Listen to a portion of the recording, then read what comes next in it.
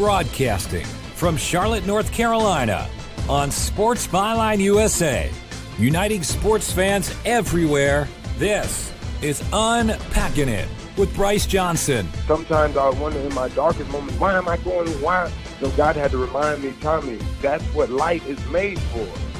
For the next hour, we will unpack sports, faith, and life with intriguing guests from the sports and entertainment world. Everything in my life should be a spotlight and a reflection and a pointing back to the goodness of Jesus. Bringing you high energy and thought-provoking sports talk with a purpose. Everything that has transpired since Leah was diagnosed with cancer has really been inspired by God. Now, from his mic to your ears, this is Bryce Johnson. Welcome to Unpacking It, where we unpack sports, faith, and life with intriguing guests from the sports and entertainment world. I'm Bryce Johnson. Hope you're doing great today. We have got a loaded show here on Unpacking It. We've got two guests that will join us in just a little bit. Up first, we'll hear from the recently retired linebacker Derrick Morgan. He spent 9 years with the Tennessee Titans. He was their 16th overall pick in the 2010 draft. And it's always interesting to hear from guys, right after they retire. He was able to retire on his own terms.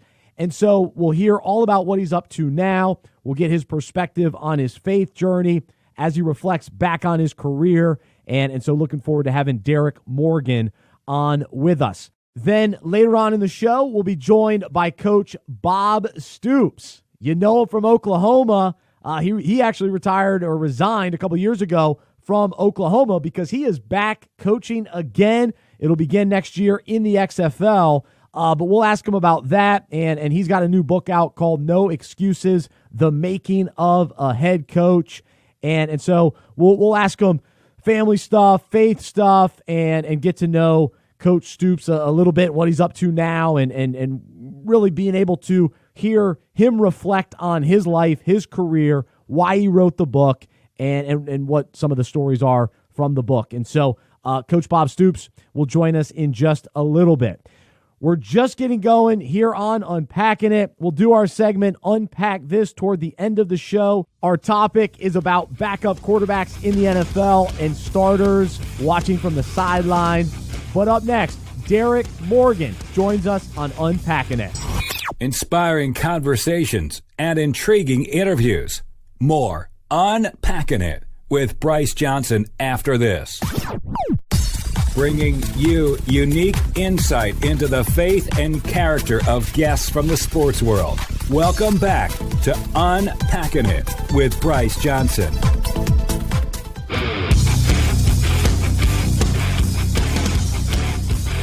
This is Unpacking It. I'm Bryce Johnson. So glad to be with you today. Our website is unpackingit.com. My email, bryce@unpackingit.com. And joining us now is former Tennessee Titans linebacker Derrick Morgan. He spent 9 years with the Titans after being selected 16th overall in the 2010 draft. He spent his college career at Georgia Tech and is being inducted into their Sports Hall of Fame. He decided that 2018 was his final year in the NFL, and he joins us today on Unpacking It to discuss that decision, what he's up to next, and how God has changed his life.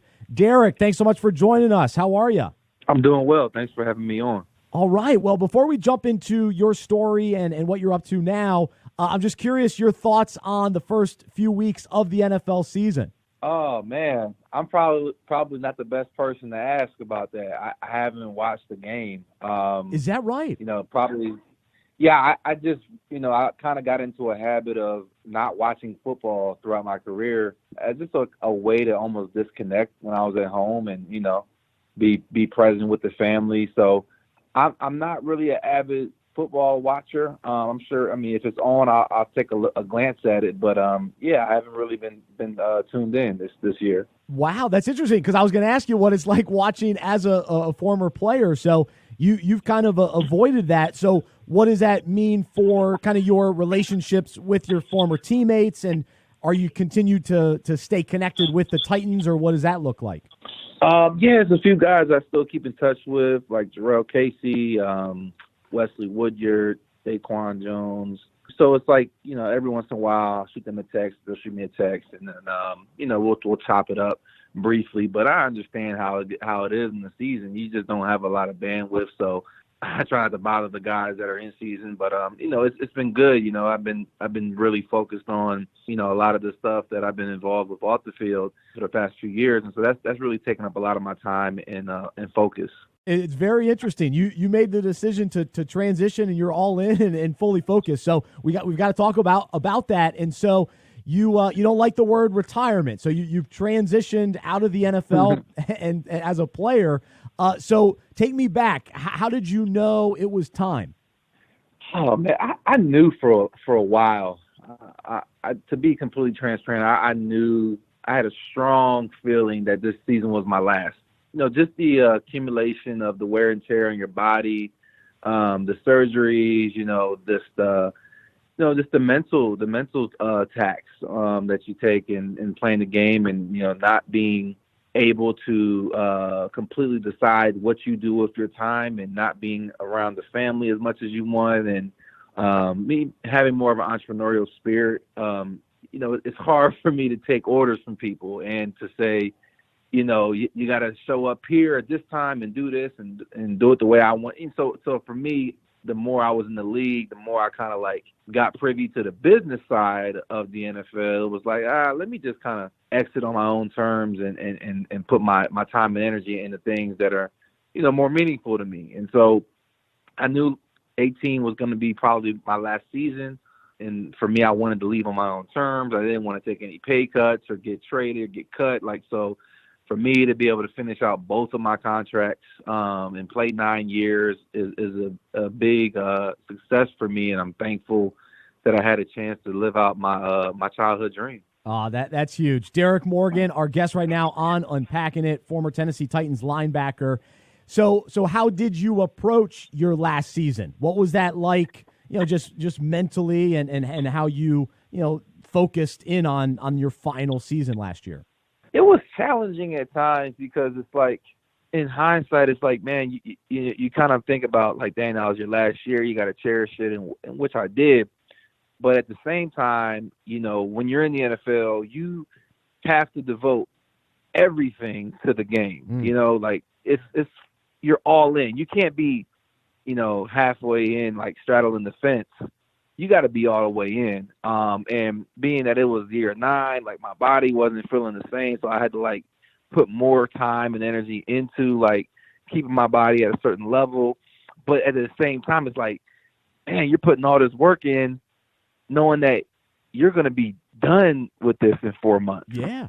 So it's almost like, you're investing so much of yourself into something that is coming to an end.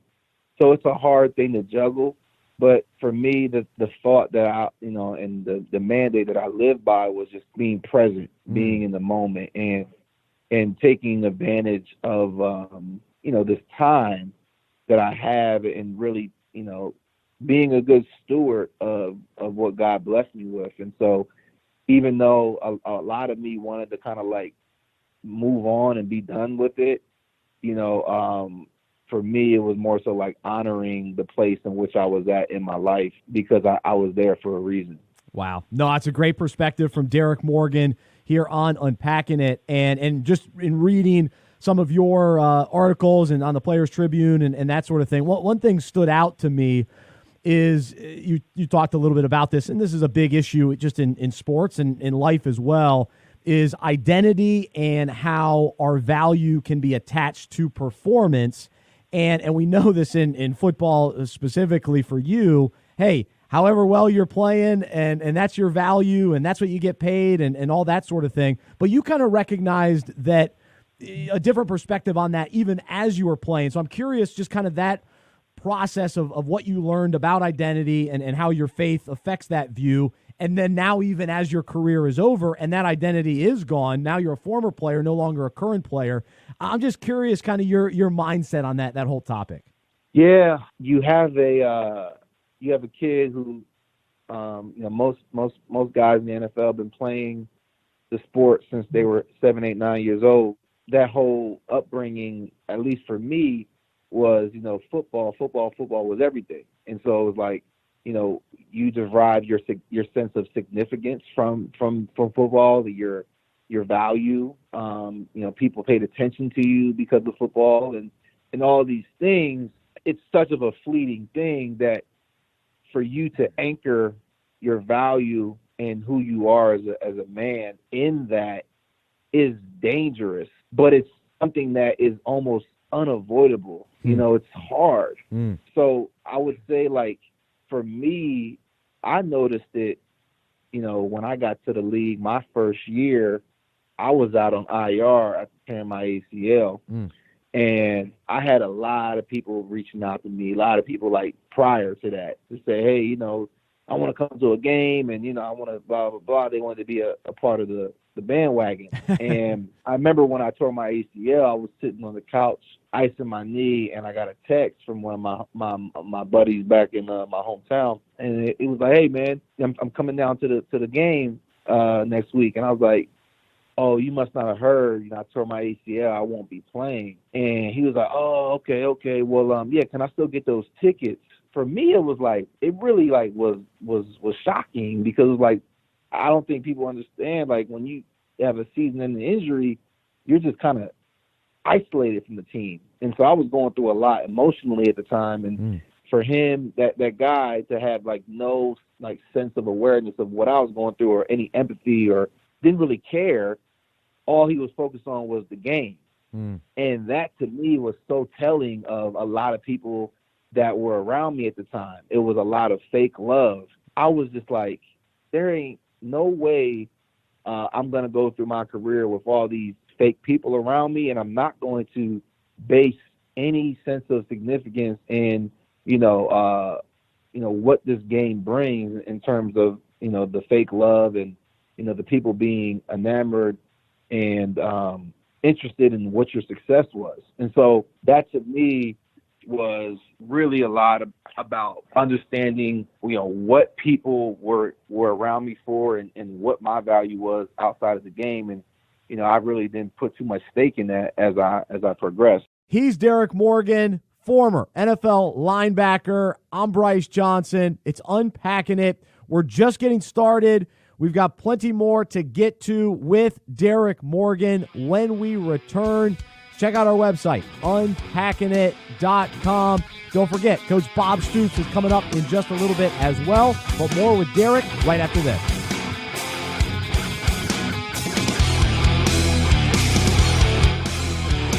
Intriguing guests and inspiring conversations. This is Unpacking It with Bryce Johnson.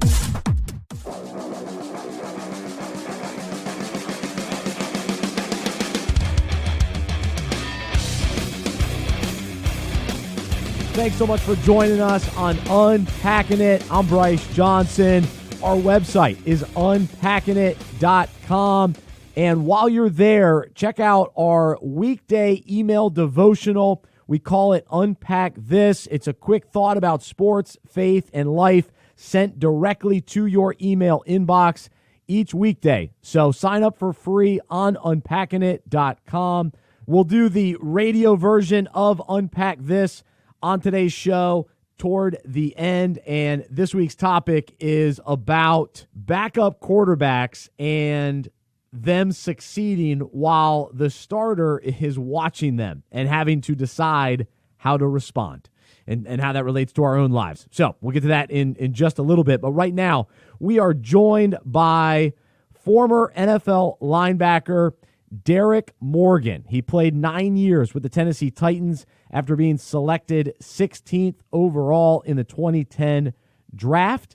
And he's also going to be heading into the Georgia Tech Sports Hall of Fame, where he played his college football career. And we already had a great segment with him a few minutes ago. And so we're back here with Derrick Morgan, and we continue our conversation. So we talk about, okay, your perspective on football. You spent 9 years in the NFL, and we love talking sports on the show, but we also love talking faith.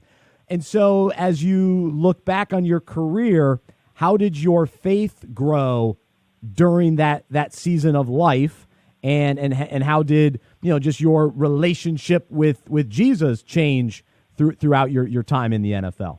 It really it grew as I grew as a man. I grew as a man because of my relationship with God. And when I started to really prioritize my life and make God my centerpiece, I started to change. And I would say a lot of that came from thinking that I had all the answers. Coming into the NFL, having that adversity strike, early on, it really shook me up and was like an intersection in my life in which I had to stop living so selfishly and only living for myself, and realize that I was not in control of everything in my life. A lot of things were outside of my control. And a lot of it was because I was outside of a relationship with God. I was just kind of living for myself. Through the adversity, through having my son at 22, I started to really reorganize my life and reorganize my priorities and my values to match, what I had been taught growing up. I grew up going to church, and, I had somewhat of a relationship with God, but really was surface level. It didn't start getting real to me until I became a man and started getting hit with adversity. And I just kind of went back to my roots and started to cultivate that seed that had been planted in me, from a youth. And so that, to me, the adversity sparked my journey on, into developing a real relationship with God. Like I said, the cause and effect of that was, I started to change, and I started to change for the better. And I seen the fruits in every area of my life. It was a necessary transition and transformation that was birthed out of adversity. Oh, that's huge. Derrick Morgan, our guest right now on Unpacking It, and you mentioned just kind of this idea of cultivating your faith. So what did that look like? What were you doing, and what were maybe you experiencing that really was cultivating your faith and giving you this passion and desire and willingness to really seek the Lord even during times of adversity? I always tell people, for me, it was the fundamentals. Am I praying every day? Am I in my word every day? Asking God for advice on certain decisions before I make them. Am I kind of getting still enough to hear His voice? Am I in a church? Am I in a small group? Just certain fundamentals of the Christian faith that have to be activated, right? And so I started with those things, right? And just started just to kind of build out habits and routines and disciplines around those things. And, going to Bible study, when I was with the team, and, just trying to be intentional about how I was mentoring younger players and sharing my testimony and, praying for opportunities to do so. So I think that, and just kind of what I was filling my spirit with, was I listening to the right type of music, and was I watching crazy stuff on TV, and, was I still going out and drinking? And so all these things that I had to kind of shed from and recreate myself and to create a new reality in my life. And a lot of those convictions came from just the fundamentals of praying and being in a relationship with God, and, certain things that I wasn't even aware of, that I was doing and participating in, started to become real obvious things in my life that I needed to stop doing. So out of that, and really started to increase my self-awareness on the things that were detrimental to me in my walk, in my faith, and really just starting to be intentional with how I was living my life and what I was spending my time doing. Amen. Gosh, that's a tremendous perspective, and really appreciate you sharing all that. That's awesome and encouraging to hear. Derrick Morgan, former NFL linebacker, with us on Unpacking It. And so you mentioned earlier you've got a passion to reach communities and similar communities to what you grew up in. And so how does your faith inspire you to be what you kind of label yourself as, an impact investor, and you've got the Kingdom Impact Fund. So tell us all about it, and just kind of how your faith drives you to want to have this impact. Yeah, so I really think that we are called to be responsible with our resources and be good stewards over our resources. And for me, a lot of the motivation into what I'm doing came out of the fact of wanting to make a difference and to use my resources for the betterment of others, that started with, different philanthropic endeavors and charities and donations and all those things. And, the more introspective I got about it and started to like really think and to see like, man, is this really making a difference, and started to like educate myself on different ways money and capital and resources could be used to better communities and those who were underserved and overlooked. I started to come across impact investment. Mind was like, had to shift. I was so in the frame of thought that said, oh, well, I can do my charity and my philanthropic stuff over here, and then my money over here that I invest, who knows what that's doing, but it's making me money. And so when I started to wake up and educate myself on what my money was actually doing, a lot of the stuff that it was invested in didn't really match my values. And so I started the process of taking that money that was invested in things that I didn't really understand or wasn't aligned with who I was, started putting it into more meaningful investments that I could understand what it was doing. I could see a tangible, positive impact, and it was changing lives for the better. And I've been doing that over the past several years, and now this program called Opportunity Zones came out. And when that came out, that basically incentivized investment into these urban and underserved and, impoverished communities. The caveat here and the rub is that the money that's coming into these communities is incentivized by taxes, tax incentives, but a lot of the money that's coming in may not care about the same things that, I care about, you care about in terms of equality and positive impacts on the community. And so when I started to research it, I'm like, man, I'm not a big fan of the program because of how it's set up, but I was like, you know what, I might as well get in and do what I can to be a voice, and because it's going to be done with or without me type of thing. And so I started to say, hey, look, to my team and, my partners, Kendrick Whittington and Brendan Doherty, was like, hey, look, let's like really start to build this thing out and do what we've been doing over here in a silo, but do it more at a larger scale. And so the projects that we're working on have a double or triple bottom line return, where you're making a financial return. It's an investment, but you also have a social impact and sometimes an environmental impact. And there's a way to go about investing in these communities and do good while doing good.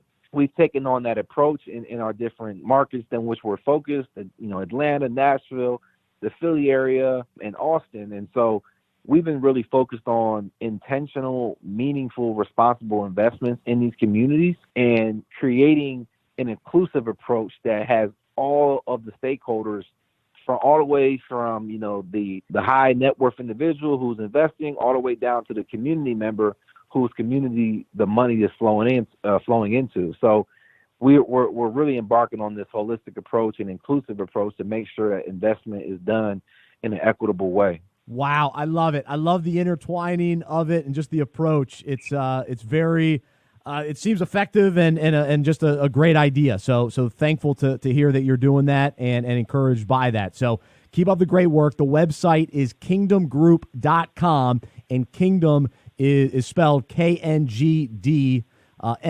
So kingdomgroup.com. You can find out more about it. He's Derrick Morgan, and man, Derrick, really appreciate you being a part of Unpacking It today. Thanks for coming on to share, what God's doing in your life now after leaving the NFL, and congrats on a great 9-year career with the Tennessee Titans. Yes, sir. I appreciate it, man. Thanks for having me on. Interesting stuff from Derrick Morgan here on Unpacking It, and I appreciate the way he's been able to so quickly transition from the NFL into all that he's passionate about, that he can do, like he was saying, business-wise, but also impact-wise, combine them together. You can't beat it. But so many guys, they're not able to figure out what they want to do next. They don't even think about what they want to do next. But Derrick's been able to set things up the last few years, and now he's able to really thrive and be excited about this next chapter of his life. And, man, you look back at his career, 9 years, 5 head coaches, and 9 surgeries. Woo, that's challenging. So interesting to hear from him today. When we come back, we'll be joined by head coach Bob Stoops. right here on Unpacking It. Hey, it's Bryce Johnson, and I love fantasy football. It's just so much fun to compete against your friends, to get bragging rights when you actually win. But as you know, it can also be frustrating, challenging, upsetting when the players you expect to do great things fall flat and you lose to your buddy, and then you never hear the end of it. But either way, fantasy football is fantastic, and so here at Unpacking It, we created Fantasy Football Fellowship, and we've got the playbook available for you today. Just go to fantasyfootballfellowship.com. Basically, we take fantasy concepts, relate them to the Bible, relate them to our own lives, and we just want to enhance your fantasy football experience throughout the season. So it'll add meaning and purpose to your fantasy football season. Go to fantasyfootballfellowship.com. That's fantasyfootballfellowship.com and order your playbook today. Bringing you unique insight into the faith and character of guests from the sports world. Welcome back to Unpacking It with Bryce Johnson.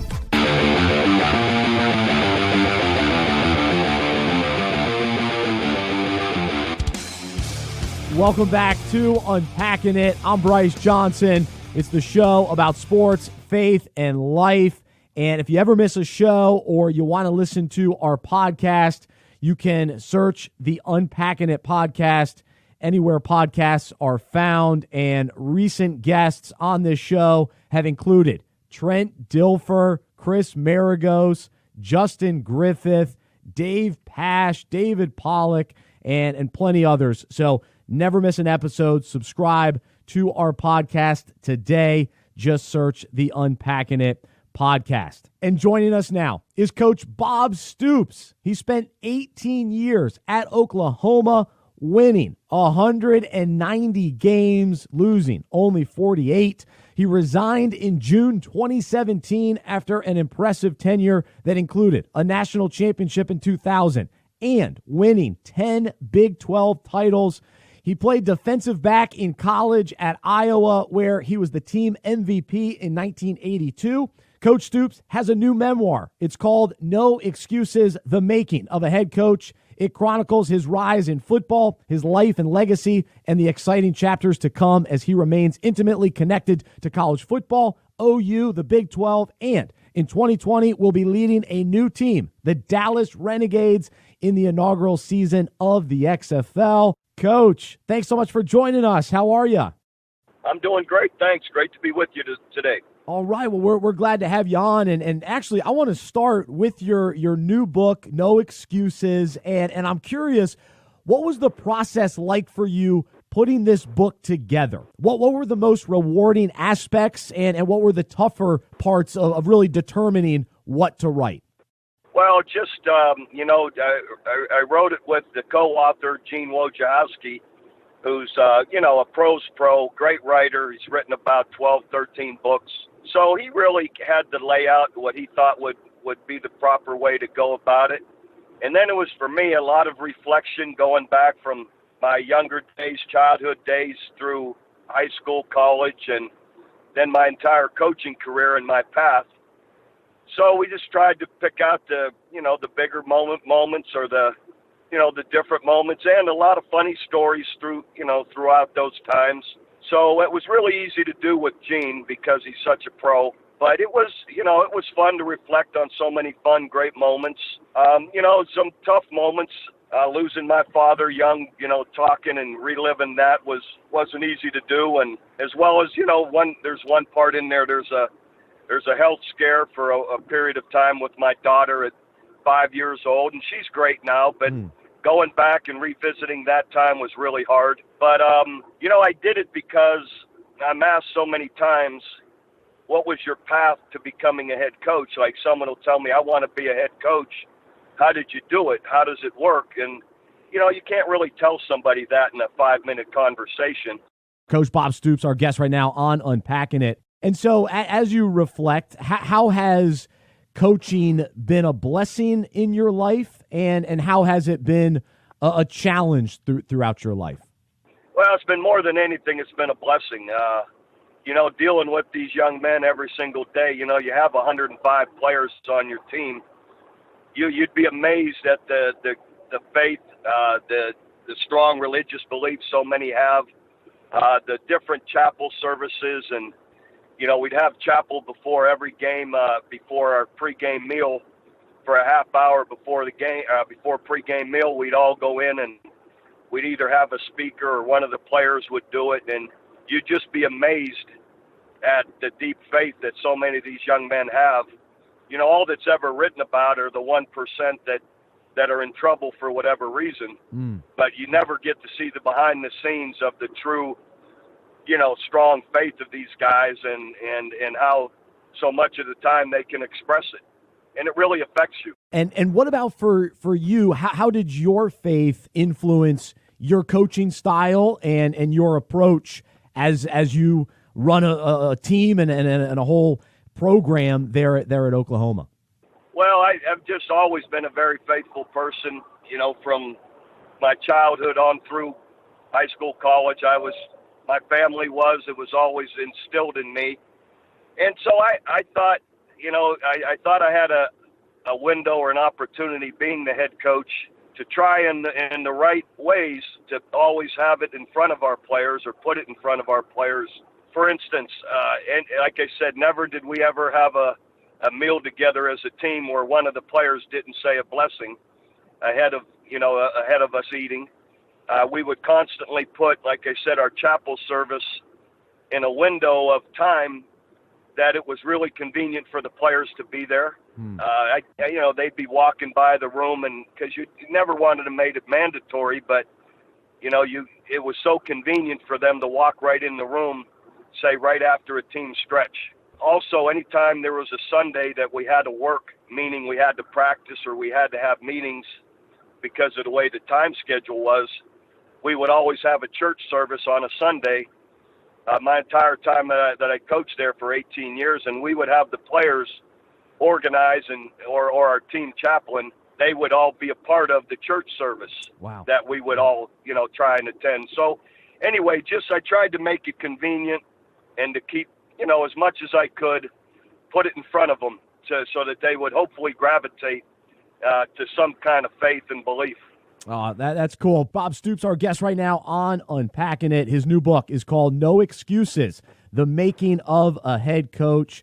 And of course, Coach, we know that you walked away from Oklahoma back in June 2017 as the head coach and still remain involved there. And we'll talk about your new role in the XFL in a moment. But I'm curious, coming to that decision, and I guess I'm curious from a faith perspective, what that was like from the prayer and getting counsel from others and just ultimately knowing in your heart and spirit that was the best decision for you at that time. Well, there was no one to counsel with, really. It was just me. It's my life and what I was doing, and just a lot of reflection on my own part.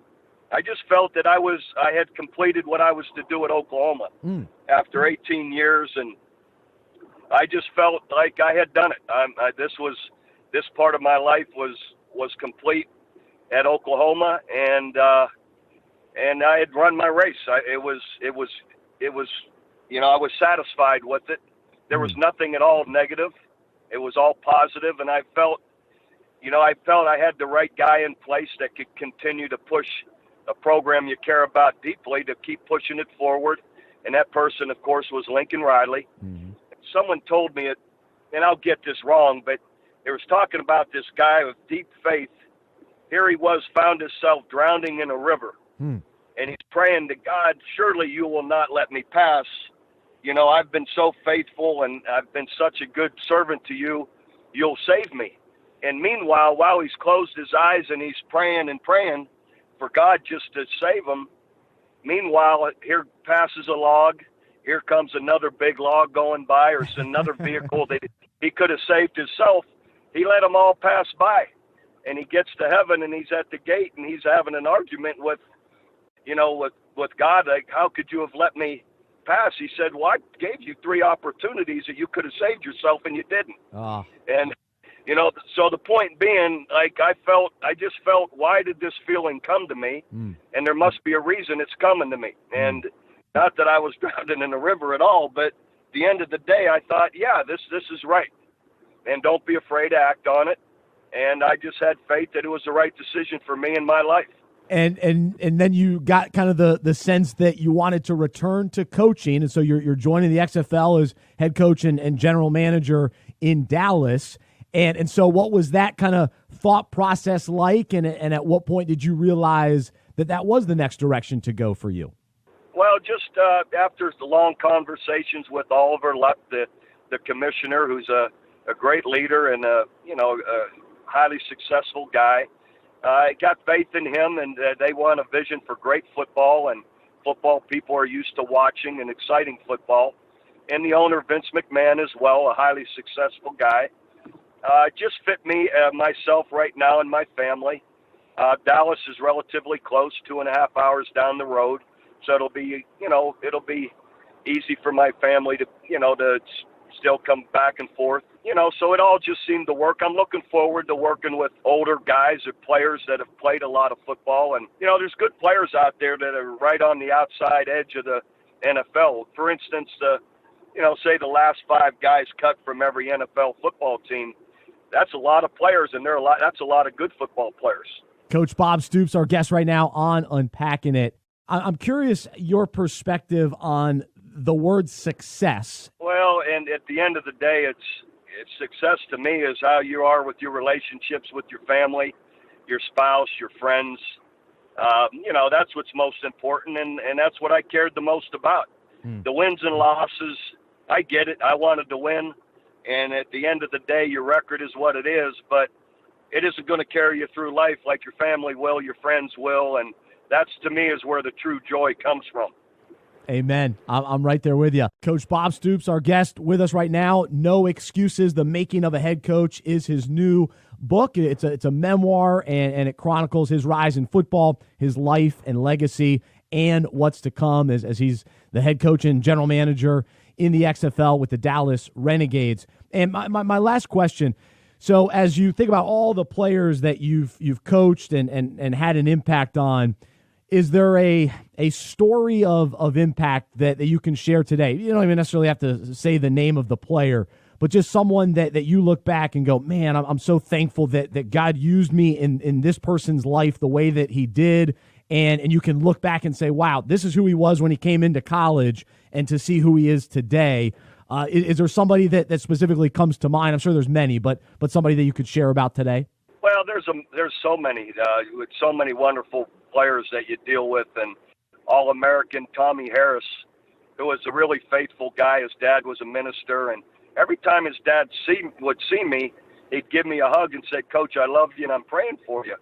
So one day, it's the day we're starting football camp one year, and Tommy's, again, a big, tough defensive lineman, and I get this note on my desk from Tommy Harris, said, Coach, I love you and I'm praying for you. And I thought it was his dad, so I said, I see Tommy the next day at practice, and I tap him on the shoe while he's stretching. I said, Tommy, I got the nicest note from your dad. He must have dropped you off here back at school. He stopped in my office, and I missed him, and he said he loved me and he's praying for me. And then I see a big little smirk, and Tommy smiling down there while he's stretching. And I go, what are you smiling about? He goes, Coach, that wasn't my dad. That was me. So I gave him a hug, and I said, thanks, buddy. And I said, no. And I winked at him. I said, any particular reason you're praying for me that I don't know?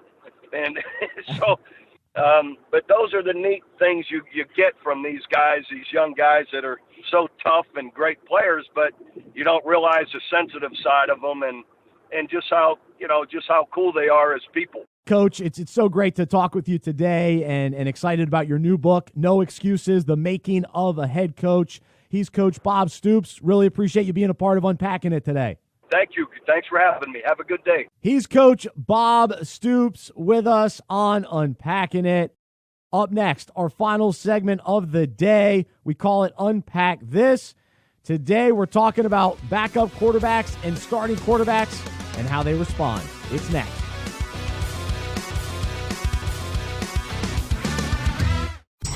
inspiring conversations, and intriguing interviews.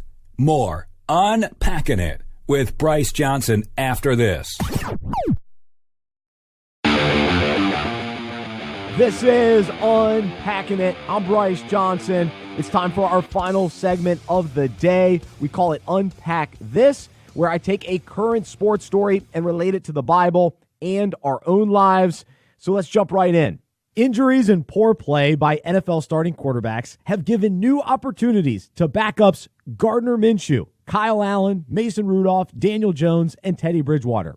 Many of these guys have shown glimpses of being really talented, and in some cases, their strong play is leading to questions about the original starter's future. So how should the injured starters, or a healthy Eli Manning, feel about the new guy under center? Should they have an upbeat attitude about someone else playing well and attempt to rejoice with them for their success even while they're disappointed? Or should they be bitter, jealous, and angry? I know that many of us today find ourselves wrestling with similar emotions. We lost our job, but our good friend just got a promotion. We're struggling to get pregnant, and every person around us is having a baby. Or maybe we're going through a brutal divorce while other family members are getting married. Regardless of the scenario, there are times when we're dealing with a lot of pain while someone else close to us is experiencing tremendous success or a joyous season of life. We have the tough choice of either being happy for them and celebrate with them, or allow our bitterness, jealousy, and anger to take over and push ourselves away. I think it's fair to have disappointment when we experience something tough, but it doesn't mean we can't rejoice with others for their wins. It's not easy, but as we follow Jesus, we can rely on Him to give us the power we need to do so. It's in God that we find peace, and as Proverbs says, a man at peace gives life to the body, but envy rots the bones. So ultimately, when we truly love people and think outside of ourselves and our struggles, we'll be able to embrace them, honor them, and experience joy with them. So I hope you're willing to unpack that for yourselves, and really appreciate you joining me today, and hope you'll stay connected with us throughout the week on social media and on unpackingit.com. If you have any thoughts about today's show, you can email me, bryce@unpackingit.com. Until next time, I'm Bryce Johnson. I'm a sports fan who follows Jesus. I believe in the good news that He died on the cross for my sins, He was resurrected, and through faith, I have been saved by His grace. I hope that is true for you as well, and I hope you'll join me as we live life as sports fans who follow Jesus together. Have a wonderful week. This has been Unpacking It with Bryce Johnson on Sports Byline USA and SiriusXM, Channel 211, Dan Patrick Radio.